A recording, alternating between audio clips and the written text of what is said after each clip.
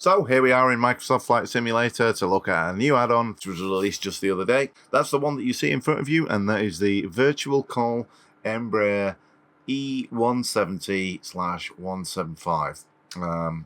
You get two aeroplanes in this package. So I will put a link in the description for this video of where you can get this thing from. You can buy it from lots and lots of different places, and there are some discounts available. You can check that when you look on the developer's site for more information on that. Basically, if you've bought one of the earlier versions for another sim, there is some discount available, but it depends which store you bought it from. Anyway, so this thing costs $24.99. That's in US dollars, so that translates to about 17, nearly 18 pounds sterling. So it'd probably be, I don't know, 18 euros or something like that. I don't know, something like that. You can do the conversion yourself. Anyway, $25, about 17, 18 quid.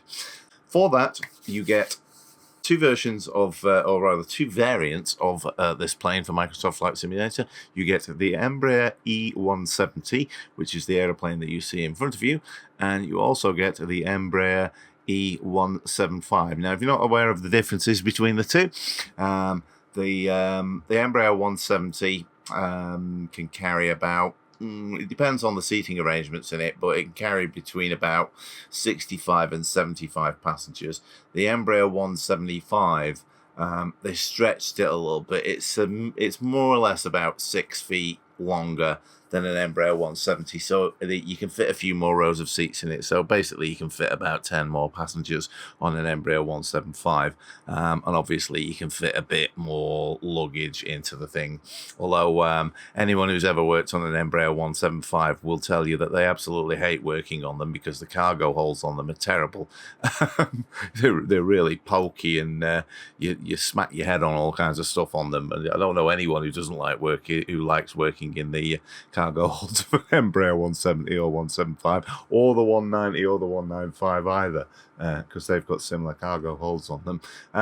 So this thing, a little bit about the real thing. The Embraer 170 and 175, they, I think, first flew in about 2002, so it's a reasonably sort of modern, newish aeroplane. First flew in about 2002 and went into service at about 2004, and they were aimed with being an airliner that was a little bit smaller than a 737 or an Airbus A320, so you could fly a jet on routes where it wasn't quite economical to have a 200-seat airliner on it, something a bit more like a regional turboprop, but a bit faster, because obviously this Embraer 170, with it being able to carry about 70 passengers, is very, very similar in capacity to an ATR 72, but it's a bit faster than it. And that's where its niche lies. So this thing competes with the stretched versions of it that you don't get in this, i.e. the Embraer 190 and 195, which are more like sort of about 100 seats, 114 seats. They compete with the Airbus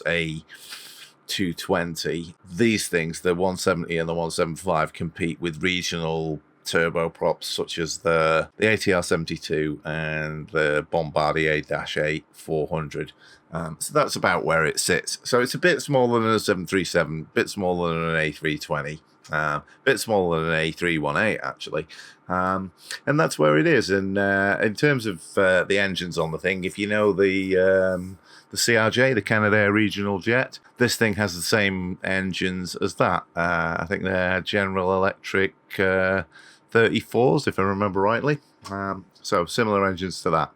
Anyway, Brazilian aircraft manufacturer. So not an Airbus, not a Boeing. So a little bit unusual when it comes to the cockpit. Anyway, as you can see, just before we have a look inside the thing, it's quite a nice model. If you get really close to it, and you start looking at the polygon count on the thing, if you come in really close, you might start seeing sort of, you can see a couple of sort of straight edges on there, so it's not got a massive amount of polygons on it, but you have to start getting really close to start seeing that sort of thing, and it's well textured as well. And if we switch to the drone camera view that I've set up, you can see that it has got an interior modelled. They've not really gone mental with the interior. I think this is more for the purposes of you being able to see it through the windows. Obviously, you can see the seats there through the windows, so I think it's more about that than having a beautifully modelled interior. But, you know, it stands up to sort of reasonably close inspection. As I say, you get the E170 and the E175, and you get about, I think, 30 paint jobs with it spread across the E170 and the E175. So you're getting two planes. All right, they're very similar planes, and 30 paint jobs for your 17, 18 quid. So it's not bad in terms of what you get. But what you have to bear in mind is that if you're not that familiar with Virtualcol, what their ethos is cheap and cheerful, fun stuff. Never super duper realistic, more kind of kick the tires and light the fires type stuff than sit there studying a manual for 3 days before you even know how to take the parking brake off the thing. So if you're looking for super duper realism, then Virtualcol stuff is not going to be the kind of thing that's going to please you too much. But if you want something that sort of looks pretty good, flies reasonably well, has a sort of reasonably accurate representation of the basics of how you operate one of these things, then that's where Virtualcol lies. Now, and I don't mind that, you know what I mean? I don't mind complicated add-ons for flight simulators and stuff like that, but I think that add-ons like this that are a little bit less complex, I think they have their place too. So I don't mind Virtualcol. Some people slag them off a little bit, but I've got a lot of time for them, not least because some stuff that I've bought from them in the past, I've had problems with it running in the simulator, but the problems were on my end with some settings in the flight simulator, and I contacted their support, and they were really helpful with me. And bear in mind that English is not their first language, but they were answering my emails really quickly and offering suggestions of how I could get things running and what have you. And we did eventually sort it out. And I think that sort of thing counts a lot with developers of things like this, if they've got good customer support and they'll go out of the way to help you out. So I've got a lot of time for Virtualcol. As I say, because they don't go for super duper realistic stuff, and sometimes the texturing or the modeling isn't as good as some other developers. Some people slag them off, but like I say, I've got a bit of time for them. So it's about time that we had a look inside the thing. So let's have a look in the cockpit. And here we are inside the thing. Now, if you look at this thing, the Embraer 170 and 175, this is a fairly accurate representation of what the cockpit looks like in the real thing. So even though this looks a bit boxy and there's straight lines and big sort of bare areas here, if you go and find a picture of an Embraer 170 or an Embraer 175, you will find that the cockpit does look like that. About the only thing that differs is, I would say that in the real cockpit, the sort of grey colour is a bit darker grey than it appears to be here, but this is a pretty good representation of an Embraer 170 cockpit, and it's got all of the overhead on there. So what we want to do is we want to find out what works and what doesn't work. So let's have a look at that. So in order to do that, what we're going to need to do is we're going to need to power this thing up. So let's do that, shall we? So go on there and get the power going on the thing, so we can see that things are cranking up. Now, with all this thing powered up, now how I did that, by the way, incidentally, was I just hit Control+E to start the engines, which not everybody wants to do, but it is a very, very quick way to get the thing to crank up. So what that tells you is this thing, if you're not into spending forever reading manuals and stuff like that, you can just hit Control+E and start the engines on the thing, and Bob's your uncle. But if, on the other hand, you would prefer to start the thing up realistically by coming over here and starting the APU and turning on all the fuel and turning on all the hydraulics, then the vast majority of this stuff on the overhead does work. And I'll just kind of demonstrate that. So you can see that when I get over most of these switches, I am getting the little tooltip for the things working. So GPU and APU generator and all this sort of thing. So, you know, there we go. Got the APU generator on the thing like that. So I could now, if I wanted to, cut the engines, and with the APU running, it would be perfectly fine. So all the bus ties work on there, and all of these switches for the buses work, and all that kind of stuff for the batteries and what have you.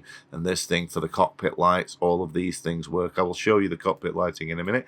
The fire handle for the number 1 engine works. Fire handle for the number 2 engine works. These things do nothing, but that's the sort of fire suppression system for the cargo hold and what have you. Good luck trying to start a fire in the cargo hold of one of these. They're so small, there's probably not enough air to start a fire in those things. Believe me, they have small cargo holds. So we've got the crossfeed on there that we could use, and the various sort of like pumps for the air conditioning and all that kind of stuff, and then the emergency lights on there, and all of this kind of stuff for sterile cockpit and fashion seat belts and what have you. There are all the navigation lights on there, which I will turn some of those on so that we can see them. I know we're on the stand and you shouldn't really be putting the strobe lights on and the beacon lights on, but we don't care. Let's get everything on, because I'll show you what all that stuff looks like. So we'll get all the nose lights on so that all the rampies would be blinded. So APU works on the thing. Windshield wipers work on the thing. They don't actually wipe water off the windshield, but they do sort of move backwards and forwards. All of this pressurization stuff for the cabin altitude works. All of the sort of air con and the packs and all that kind of stuff works. So if you like messing around with all these switches and the hydraulics and what have you, the vast majority of it works. You can see all the engine de-icing and all that kind of stuff, and windshield heating works as well. Whiskey compass works, obviously. This thing in the real aeroplane is a camera system with a monitor there. So typically what happens is on there you can see what's going on outside the cabin door, because there's a little camera, and there are other cameras on there on the aeroplane that you can sort of switch between to monitor stuff and what have you on that. Doesn't function in the sim. So let's have a look. I'll look at the pedestal, the center pedestal first. Not a vast amount of stuff working on here. You've got the COM1 and COM2 radios on there, which work. You've got the yaw there, so you can do rudder trim. You've got roll trim. You've got pitch trim on there. You've got all of the audio select modes for the radio systems and what have you, which work on both sides. You've got the parking brake that you can release there. You've got, let's see, flap lever there. You've got auto spoiler button there. You've got, let's see, what else have we got? You've got your speed brake lever there. So if you don't want to use auto spoilers, you can do it manually off that thing there.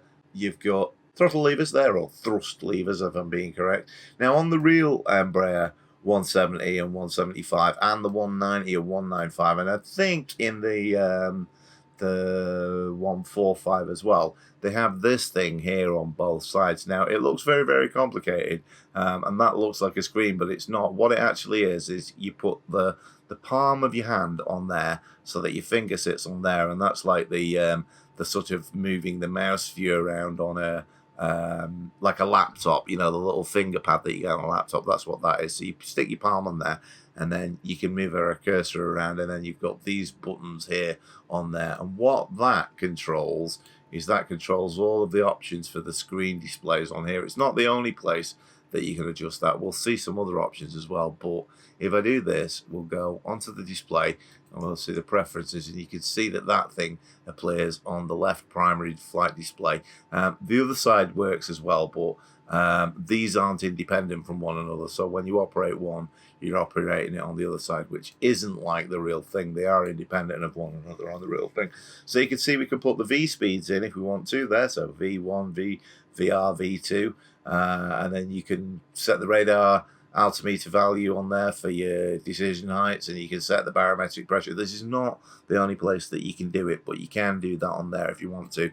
So that's what all these little controls do on there. So you can like change the values on there. So if you see that I've got V1 on there, if I then start changing the values on this, I should be able to change that. Now you can see VT is changing on there. So if I move that back up to there, I can change the V2 speed to, I don't know,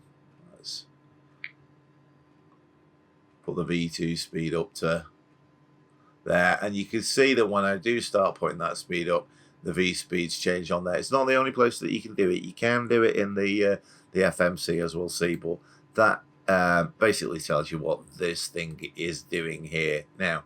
So we can turn that off and get rid of those preferences. The other thing that you can have is on this display here, because it will display a lot of different things. If I come up here, I'll just move that. So we can have the green terrain view, or the sort of outline terrain view, or that. So there's 3 toggles for that. And then what we've got is we can cycle through the PFD display formats. So when I hit that, you can have that sort of like plan view or map view if you want, and then you can have that view and what have you. And then you got this thing on here where you can swap between the active and standby frequencies for the nav radios, which you change in the FMC's CDU, which we'll see in a minute. So on the left PFD, you've got all of your sort of speeds and V speeds that you can display and all this kind of stuff, and your angle of attack indicator, and then you've got your altimeter and what have you, and then the sort of typical artificial horizon and your barometric pressure for your altimeters on there, and then the annunciators for the autopilot settings up at the top of there.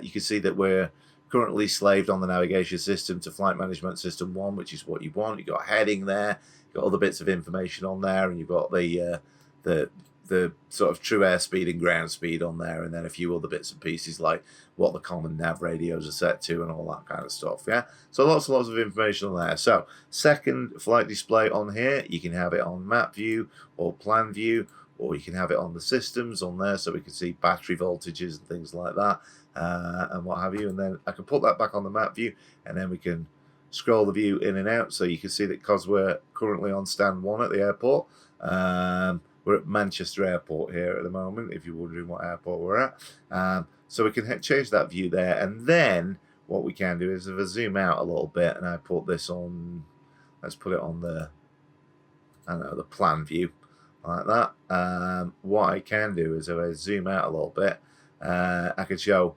VOR beacons on there, so we can see the MCT VOR at Manchester Airport. We can show intersections, of which there are many. We can turn the intersections off. We can turn on non-directional beacons. So come on, intersections, disappear. So you can get NDBs on there, like that. So we can see the Woodford Aerodrome, WFD NDB on there. And then we can have airports on there. We're at EGCC. So if we're zoomed out far enough, we should then see, zooming the wrong way, we should then see other airports, so Liverpool and all of that kind of stuff. Yeah, so that's all your display modes on there. I'll stick that back on the plan view and zoom out a little bit so that we can see that. And I don't think we need to see all the airports on there, so we'll turn that off. And we don't really need all the VORs on there either, but you can of course have them. Because we're about to take off, I've got this on rejected takeoff on the auto brake system. You've got standby artificial horizon on there. You've got this thing here, which is your ground proximity warning system. So if you click that on, you're going to get terrain, and all that kind of stuff if you start going into a screaming death dive or what have you. Center flight display, we can see we've got engine RPM gauges on there, exhaust gas temperature, and the N1 and N2 speeds and stuff. You can see we've got an indication of fuel, oil pressure, vibration monitor for the engines there, flap settings on there. So if I put one stage of flap down, you should see this thing dropping, and then there we go. So I'm putting various stages of flaps in there like that. We've got roll trim, pitch trim on there. You've got the cabin altitude for pressurization settings on there. It's currently telling us that the APU is off. If we wanted to, we could start the APU by coming up here and cranking the APU with that thing there. So we'll do that just for a bit of a laugh. There you go. So that'll be the APU cranking up.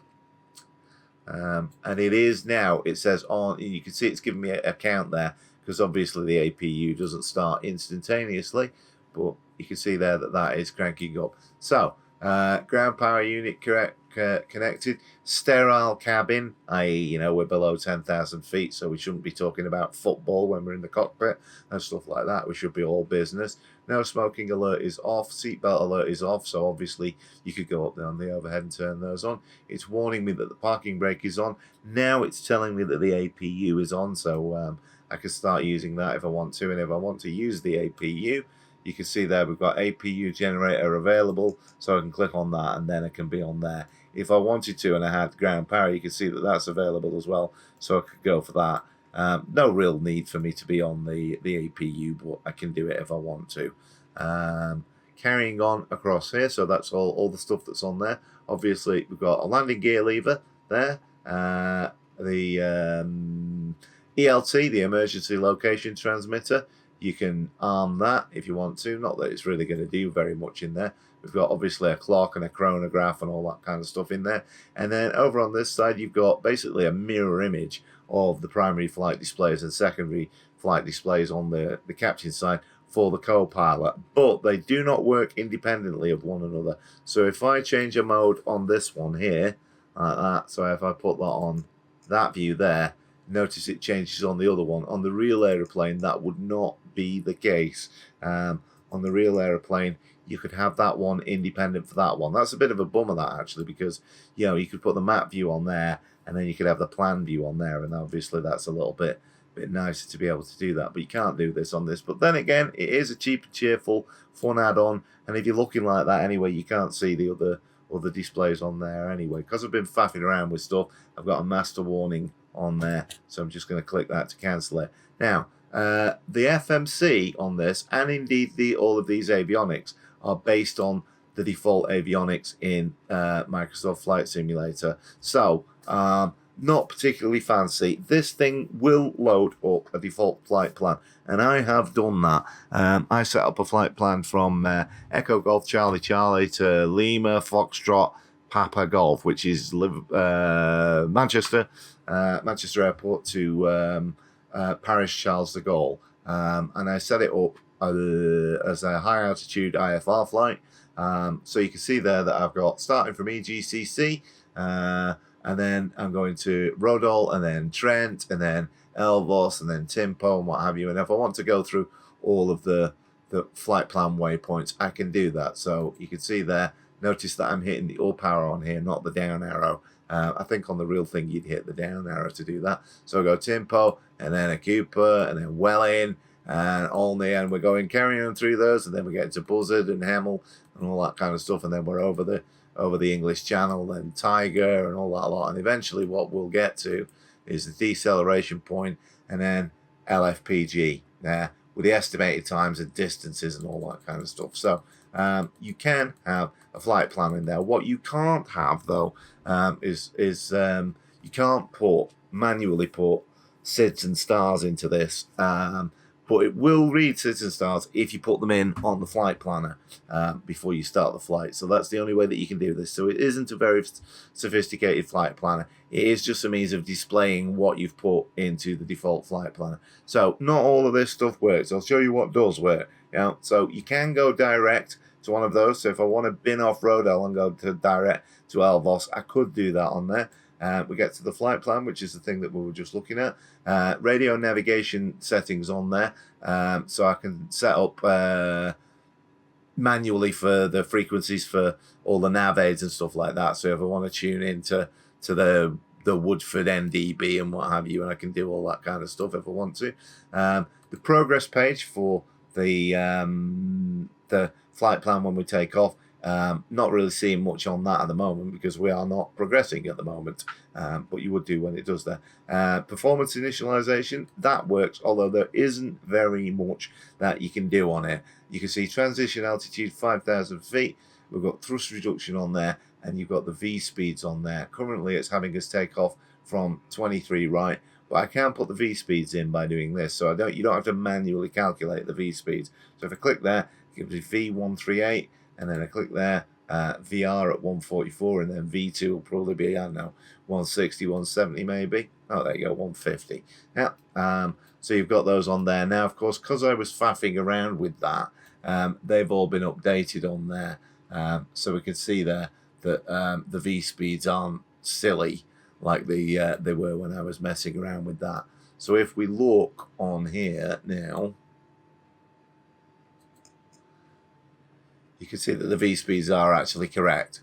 So don't worry too much about breaking things, because you're not going to break them with that. So back on this thing here, let's carry on looking at there. So we're on performance initialization. Not much you can mess around with, to be honest. And then we've got the next phase on there. So I click on there, but you'll notice that you know, when we do there, manage speed mode and cost index and what have you. You can faff around with the cost index if you want to. So you want the engines to sort of operate a little bit differently. You can do that sort of thing, and you put, you know, QNH in and flex temperature and the wind and the magnetic and all that kind of stuff. So if you want to do all that flex stuff, you know, for decision heights and altitudes and stuff like that, you can do that if you want to. So if I go for sort of like minimum descent and all that lot, let's go for 200 there, like that, boom, and now I've got a decision height of 200. So you can do some of this stuff if you want to. Yeah, so we've got the thrust reduction and all that kind of stuff, and flap retraction speeds and all that lot. Yeah, so yeah, if you want to go for that, you can. Now, fuel prediction on there, it's going to give you that, saying at Paris Charles de Gaulle and what have you. Now, obviously, we're not in the air at the moment, so it's not giving us any information on that, or at least not very much information, but it would do once we were flying along. So, initialization on there. Is it a company route? No, we're going from Manchester to Paris and what have you, and all that kind of stuff. And you can see our cost index and all that kind of stuff. And we're going to be cruising at 37,000 feet, where the temperature is going to be minus 52. So not exactly sunbathing weather. Now, so that's initialization. Secondary flight plan, non-functioning. So you can't put, you know, an alternate in and all that kind of stuff. It's pretty basic, really. ATC comp, not really doing much. Data, not doing much. So you can see data index on there. So you can see the inertial reference system and GPS system. It's all monitoring and what have you. But you'll notice that this is page 1 of 2. And if I try and go to page 2 of this, it's not really letting me do that. So that's, you know, kind of just an okay sort of looking page. It's not really doing very much. Same with APT and menu, not really doing much. Bright and dim isn't really doing much. But that thing on some pages, notably the flight plan page, it will let you skip through the flight plan to check things, although it's not very intuitive because, you know, you want to scroll down, but you're using the up arrow, so don't let that catch you out. And then if you want to put stuff in, all of the keyboard works, so all of the letters work and the clear works, and all of the numbers work and the space works and all that kind of stuff. So not the world's most complex representation of an FMC or CDU, if you want to call it that, but it is this is meant to be a sort of simple jump in and go where you use the default flight planner anyway, so it does enough, even if it doesn't do everything. Now, there are some weird things going on. For example, I hit Control E to start the engine, so you can see that I've got 19.5 on the N1 rotation speed, and I'm going to increase the push throttle. Can you see that? All right, the N1 speed's going up, so clearly the engines are running, and we'll have a look on the outside, and you can see we're getting heat exhaust off there, and you can see that the engines are spinning. Yeah. However, if we look down here under those guarded switches, you can see there that because I use Control E to start those should really be on run. Should they not? So that's a bit weird, isn't it? Yeah. Now, you'll notice that they do actually function because on that left engine, I put it on stop. So that one's shut down. So you can actually use this to start the engines if you want to. And obviously you can mess around with the ignition if you want. So you can sort of override that or have it on auto. And what that should be doing is it should be cranking the engine. But notice that I just wanted to point out that there are some anomalies. If you hit Control E, yeah, it gets the engines running, but those switches should really have been on when we hit Control E. So a little bit bizarre. It's not the end of the world, like, you know. I mean, you know, you can just kind of move that switch to there, although it can be a little bit finicky to move it one. There we go. I didn't stop the engine on there. But there you go. Look, just a little bit weird that. Okay, right. So that is all. That's probably because the engine shut down. So that's all the way across there. Now, lights on here. If I change the time to night time, you can see. Zoom out. You can see that there is cockpit lighting, and these things function. There you go. So you can mess around with the lighting if you want. There's some light controls up there, and there are also some on the overhead for these things here. So you can faff around with the lights if you want to. And on the exterior view, there's the lights on the exterior view. They're all right. Wingtip nav lights could be a little bit brighter than they actually are.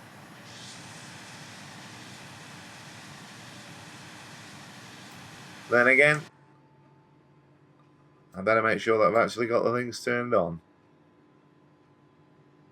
Yeah, they are actually on. They're not very bright, those. Yeah, they're much brighter on the real thing. Anyway, let's get back on daytime like that. So, let's get that back on. So,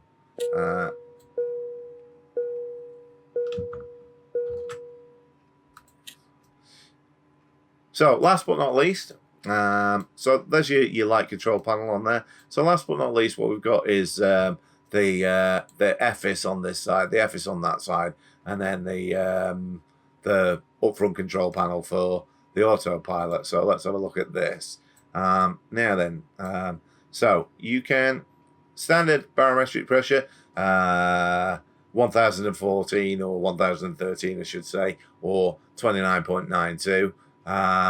Or you can manually alter it on there, and obviously what we can do is we can swap that so that it's in hectopascals, so we get 1013 since we're in Europe rather than the United States. But you can have it on United States settings if you want, so you can have it in inches of mercury if you prefer. So you can manually do that with the barometric pressure, or as we saw, you could do it down there with that little sort of track pad down there like that. We can set the radar altimeter for the minimum to 200 feet, but you can see that we can do that on the FMC as well if we want to. Now we've got the traffic collision alerting system. You can turn that on if you want to. So if you want to see other aircraft on the secondary flight display, you can. We can have that terrain or weather radar, but obviously the weather radar is inhibited when you're on the ground because you don't want to irradiate the rampies in front of you. And then we've got those PFD display formats on there that we can faff around with. Not many of them, but there's enough. And then what we've got here is we can swap the active and the standby nav frequencies on there. So that's the FIS on this side. Then we've got one on the other side, which also functions as basically a mirror image of that. And then last but not least, what we've got is the main upfront control panel for the autopilot. So we've got a course dial there, and you've got a flight director, so you can turn the flight director on, and you can see there, turn flight director off. Now what that tells you is I turn flight director on, turn flight director off. So if you click that, you know what I mean, you can see that you can be having the flight director on or off if you want to. Now, what we've got is autopilot navigation mode off. So we've got VNAV for vertical navigation. So that is basically lateral navigation off the FMC, i.e. follow my flight plan. Yeah. So we've got approach mode on there, like that, and we've got FMS follow flight plan on there, which is normally one on. You got a heading select on there with a heading indicator dial on there. You got yaw damper on there, which obviously you put on. The autopilot on-off switch if you've got that, the auto throttle on off switch, the speed for the auto throttle, flight level change on there, VNAV switch, as we've seen for vertical navigation, altitude hold, flight path angle, so that's like an Airbus where you can either put a vertical speed in if you want, or you can put a flight path angle. Flight path angle, you know, if you want to descend at 3 degrees or 4 degrees or what have you, you can do that. So you can see FPA select. So what we can do is if you want to descend at a flight path angle of minus 3 degrees or what have you. So at 5.2, that'd be the right descent angle for coming into London City Airport and so on and so forth, and that'd be a screaming death dive or what have you. So you can play around with that if you want to and get sort of different flight path angles, or alternatively, what you can do is you can go for vertical speed if you want to, 100 feet per minute or whatever, and all that kind of stuff. Yeah, so it depends what you want. Flight path angles off. Be careful with that. That in real life caused a crash of an Airbus once when the crew mixed up 3.3 flight path angle with a descent rate of 3,300 feet per minute. I think it was an Air into A320, and they thought they'd put a flight path angle in of 3.3 degrees, and what they'd actually put in was a descent rate of 3,300 feet per minute, and they flew into the side of a mountain. So don't let that flight path angle catch you out, because I suppose theoretically it could. Now, the real aeroplane does actually have some other fancy stuff on it. For example, most Embraers have, you know, like some kind of head-up guidance system on them. They've usually got sort of screens that you can pull down, sunscreens and stuff like that. So it's got none of that going on. So it's pretty basic, but it will basically follow our flight plan. So let's get this thing out and give it a bit of a fly. Now, I'm not going to go for all the sort of super duper realism here of doing a proper pushback and all that kind of thing, but we're kind of good to go. So yes, I know I wouldn't have the engines running on stand. I'd have the APU after they disconnected the ground power, and I wouldn't have the beacons flashing and all that kind of stuff. I'm not going for sort of super realism here. I'm just sort of showing you everything that works on it. Yeah. So you'll notice that what we've got is nice heat blur off there for the engines, and the engines are running, and we'll push this thing back. So that should get this tug to connect.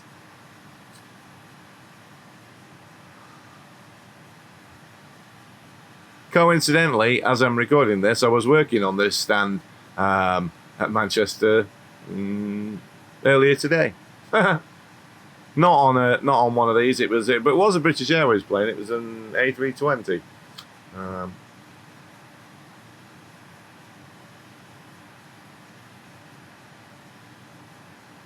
So we're connected up there.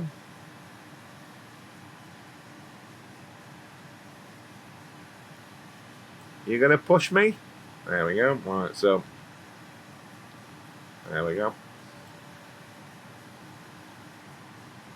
Not especially realistic pushback. I mean, obviously, you know, you have people in the road and someone on the headset and all that kind of stuff, but we're not going to worry about that too much. And the real thing, if you pushed it off that stand, you'd back it round there, and then you'd pull it round, and you'd take it up there to the tug release point up there. But yeah, we're not going to worry about any of that. We'll just get it out there and taxi it for the runway. We're not even bothering going for clearance or anything like that. We're just going to get this thing up, round and down so you can see what it flies like. So we've got some flaps on there, but rather a lot, so get them up, and then we'll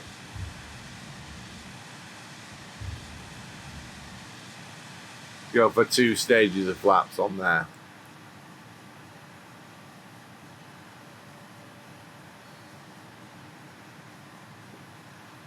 Right, so we'll stop the push, and we'll put the parking brake on. Now it's at this point that you'd be putting all the taxi lights on and all that kind of stuff, but yeah, we're not worried about that. we just want to see what this thing flies like. So I'll get my feet on my rudder pedals, and I'll release the parking brake, and we'll go back on the cockpit view, and we'll give it a bit of throttle.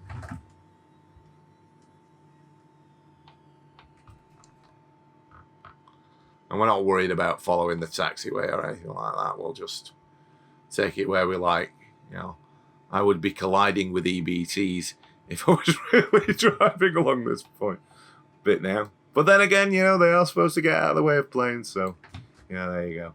Anyway, the real thing, I'd have to actually look in a tug, but I think, if I remember rightly, the tug release point for that stand that we came off is about where we are now. I think it's that little yellow marker that we're in front. If it isn't, it's somewhere very, very near there. I think you're adjacent with the centre line of that stand there for the tug release point for that. But there you go. Anyway, we won't worry about that too much.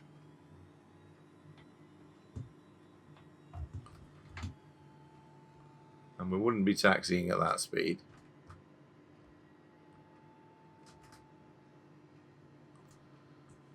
Now, of course, obviously, in real life, we'd be following the proper taxiways and all that kind of stuff, and we'd have been getting in touch with ATC and requesting clearance to taxi and all that kind of stuff, but I'm not worried about that.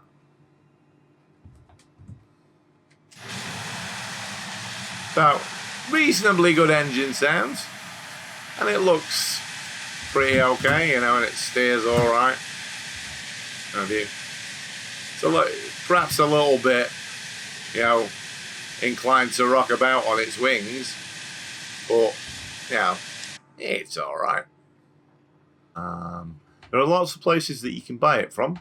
It's quite a small download considering how many paint jobs you get in it. Lots of places you can buy it from, but if you bought their original FSX or P3D Embraer 170 and 170 package from the Virtualcol store, you get a bit of a discount. I did buy their 170 and 175, but I think I got it from SimShack, so I didn't qualify for the discount. You know, I bought quite a few things from the Virtualcol store, but not this one, so I actually had a look, and I didn't qualify for it. But, you know, yeah, it's only 18 quid. It's not the end of the world, is it? You know what I mean? It doesn't really matter. Anyway, right, so there we are, lined up. We're on 23 right, with no clearance from ATC, but we don't care. So let's just have a quick look. So we got some flaps and what have you. So let's just make sure that we've got the FMC set up more or less correct. Now then, so let's go with some altitude on there. So we go. Let's get a sort of 8,000 feet in, and let's go for 1,000 feet a minute climb rate. So altitude set to 8,000 feet, 1,000 feet per minute. The reason that changed is you can do it on here, but I'm using my external hardware Autopilot. So I'm going to go for indicated airspeed. I'll do this one on here. So let's go with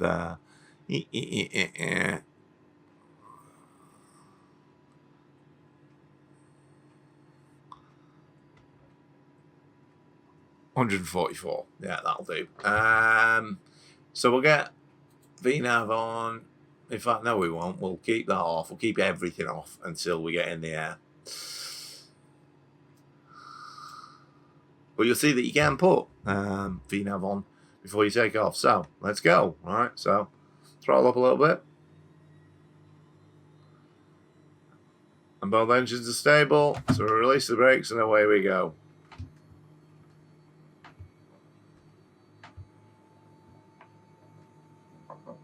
So it should get a 70 knots call in a second. 70 knots. There it goes. Yeah. So you cross check that. 80 knots. Yeah. You give it the cross check.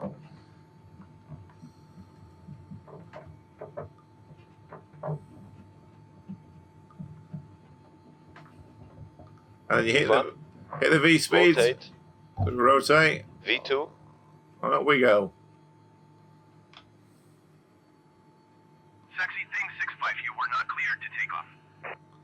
So there you go. We were not cleared to take off. We don't care about that, do we?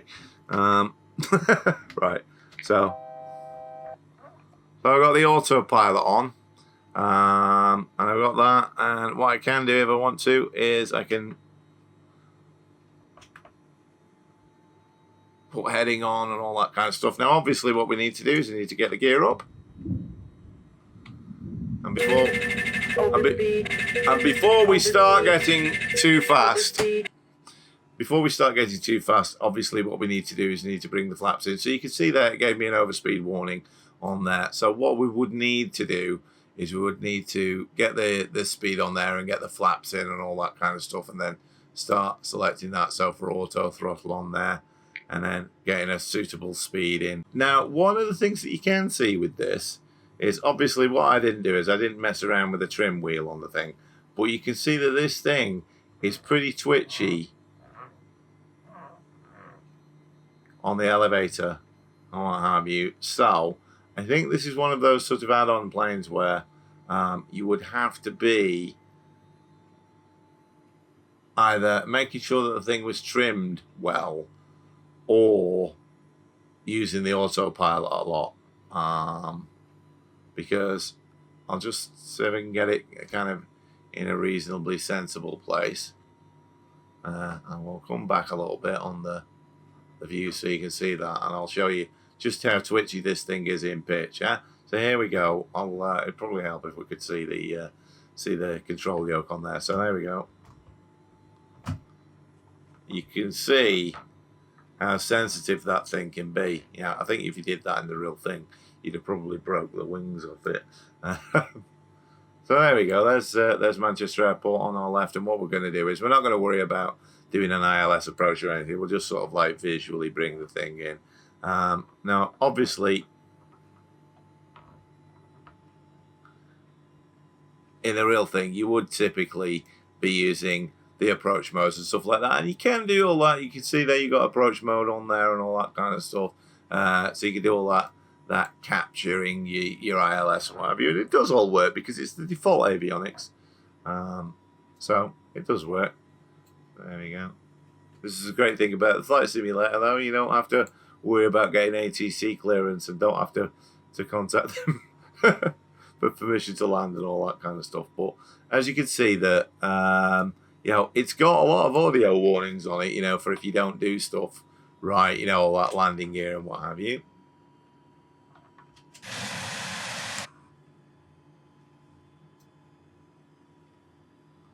And then let's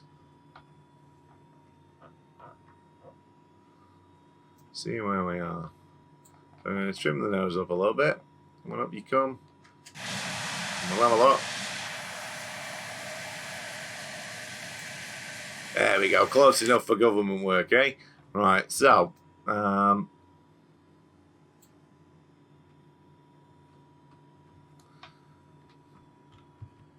bit of flaps. Now, obviously, what I've got to be careful of here is a flap limiting speed on there. So I'm going to lose a little bit of speed there. And then I'll throw in a little bit more, and once again, we're getting near the flap limiting speed.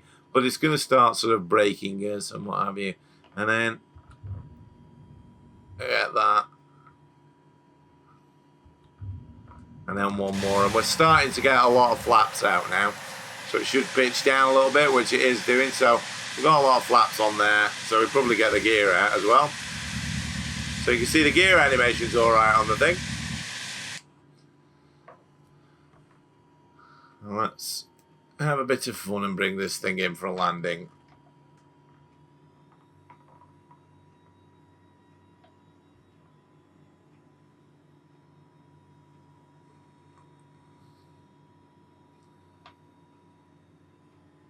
Now this thing is actually, as you saw, quite sprightly on the elevators, and it is on the ailerons as well.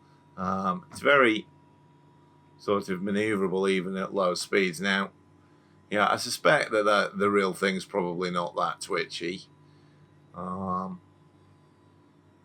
it does at least mean that you can have a bit of fun with it. But what it also means is that you're probably going to have to be a little bit careful with it as well.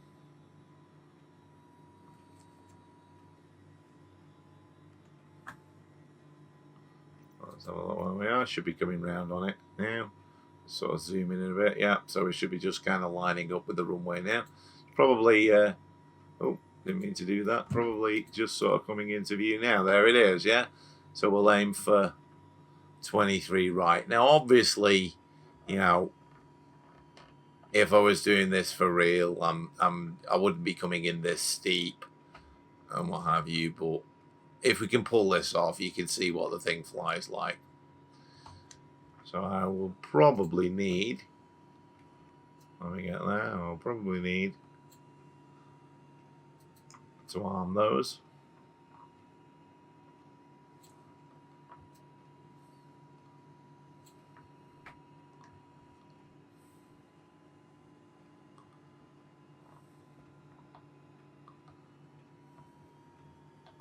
And we'll just keep an eye on the speed. Now, I might be mistaken, but I couldn't seem to find any sort of manual for this thing in the download folders. Now, whether there's one going to be available from the website or I missed it or something like that, but I couldn't find one.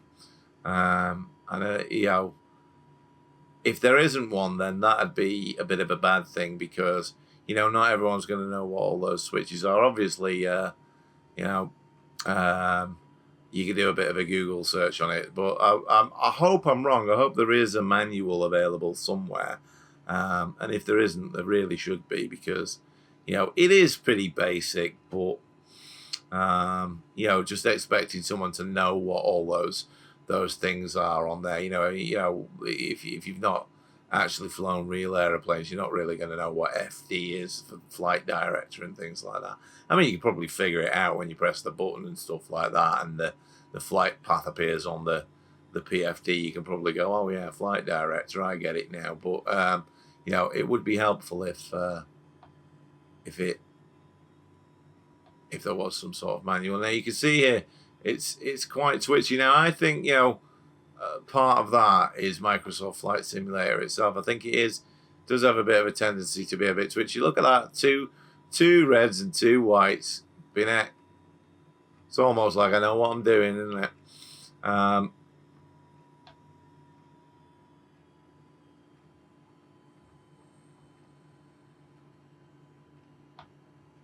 This is, by the way, the first time I've ever had a go at landing this.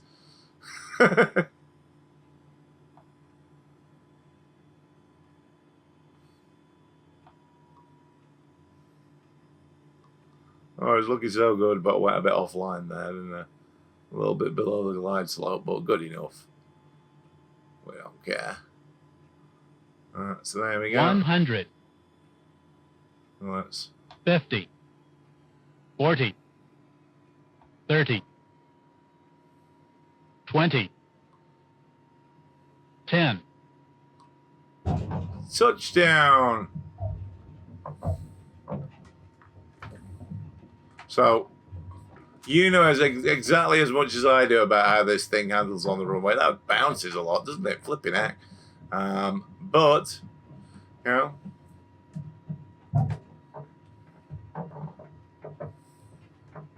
Yeah, we didn't crash it. We didn't have clearance to land either. But we don't care, do we?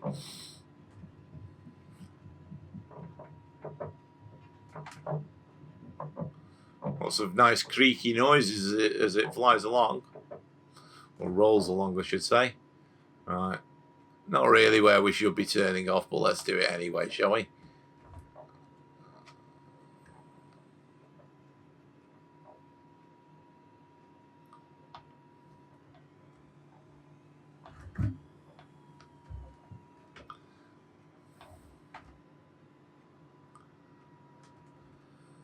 There we go. We don't care about following the right taxiways. We have to do that at work, though. So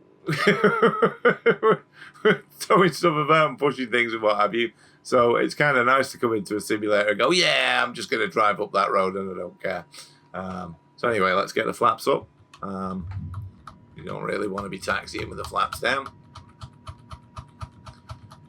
you get FOD in the flat mechanisms and all that kind of stuff. All right, we go. Look at that, remarkably in one piece, considering that was the first time I landed it. So I think it's quite a nice model, you know, and I like the sort of heat blur animations on it and things like that. I think it's kind of cool, you know, and the lights on it are pretty good. So I think it's quite a nice model, actually.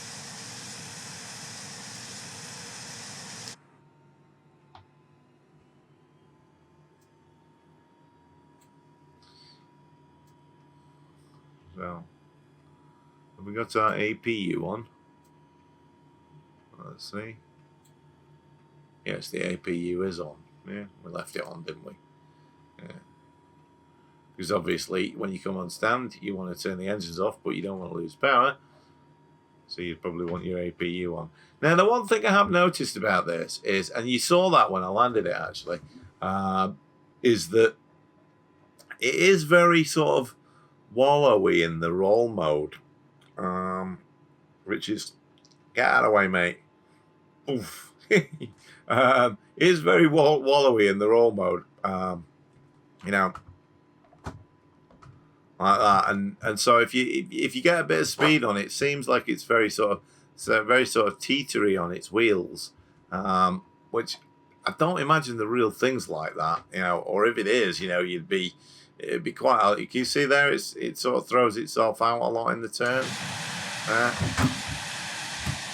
You see that it's rocking a lot on the wings, and I'm not going especially fast, so it just seems a little bit light in the loafers, shall we say? I'm not in the way you're thinking. So yeah, it's a seems like, you know, even at sort of like 70 knots, when you've still got a lot of speed to build before you're taking off, it's getting very light on the wheels, and you know, you're having to use the ailerons to keep it stable and what have you. And yeah, I'm not convinced that the real thing would be like that. Yeah, I mean, I've never driven one of these for real, you know what I mean? So I don't know that, but you know, I don't imagine it's desperately different from most other twin-engine jet airliners that don't really handle like that. But it's okay, you know what I mean? It does the job. All right, let's go back to where we were.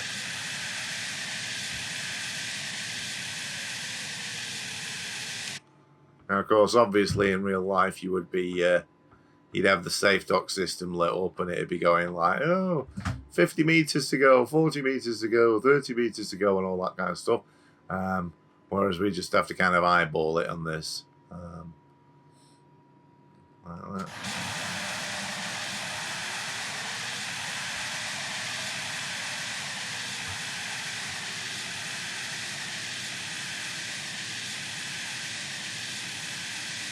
Let's park it there, shall we? All right. We got the parking brake on. And this is where me and all my work colleagues will be running around throwing chocks on the thing and cones and all that kind of stuff. Yeah, so I'm assuming we'll be able to shut the engines down with that. Do we see that? Are you going to shut down?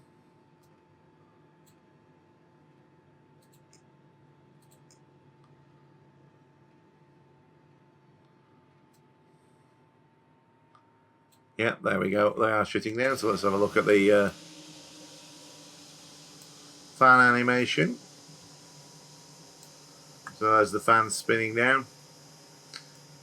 And there's all the rampies looking at the anti-collision beacon and looking at the engines and going, go on, they're slow enough now. Turn the collision beacons off so we can get to work.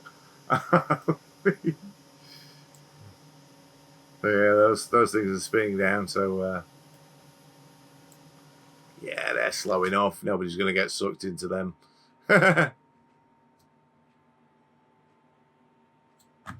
So, nav lights. Actually, you'd normally keep the nav lights on, to be honest. And there you go. But all the rampies would want all that stuff off.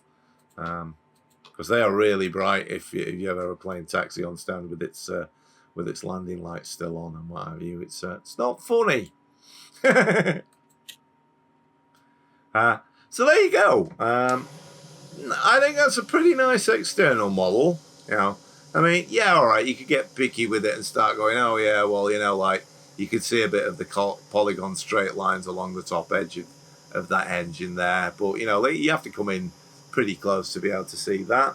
And you know, the cockpit, it's an accurate model of it. It's not a stunningly amazing model. You're not looking at it and thinking, oh my god, the textures are amazing, but it's functional and adequate, and it looks pretty much like the real thing. I mean, if you look at this and you go on, I don't know, Wikipedia and type in Embraer 170, there'll probably be a picture of the cockpit on there, I would have thought, and you'll see that it does pretty much look like the real thing. Now, obviously, the avionics are fairly simplified in comparison to the real thing, but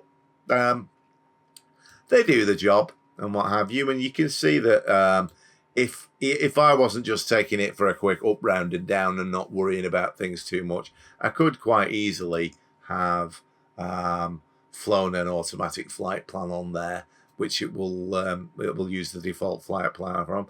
And if you want to get a little bit more realistic with it and doing the correct pressurization settings and stuff like that, it will let you do that. So for the price of entry, which, as I say, is $24.99 or sort of 17, 18 quid, sort of which is going to be about $19, and a lot of paint jobs and 2 variants of the plane, I don't think it's that bad.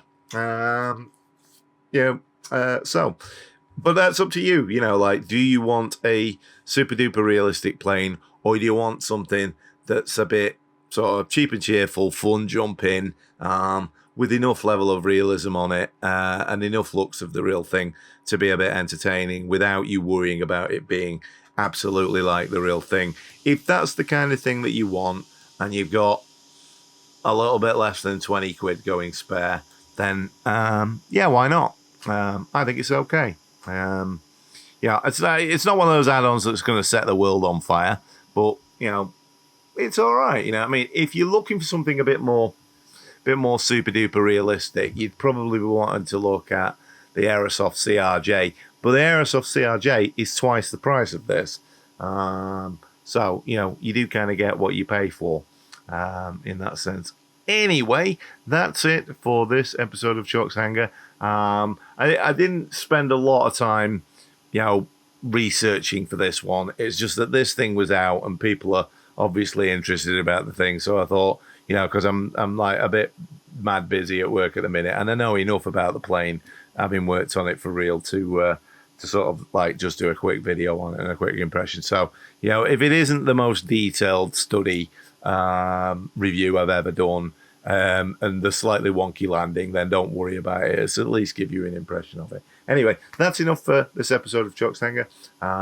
See you very, very soon for another one, including some fun stuff that I've got coming up concerning all the sort of rampy stuff at Manchester. Anyway, in the interim, everybody take care, everybody stay safe, everybody go and get those COVID jabs, and hopefully we'll be out of lockdown soon. Anyway, that's it for now. Bye!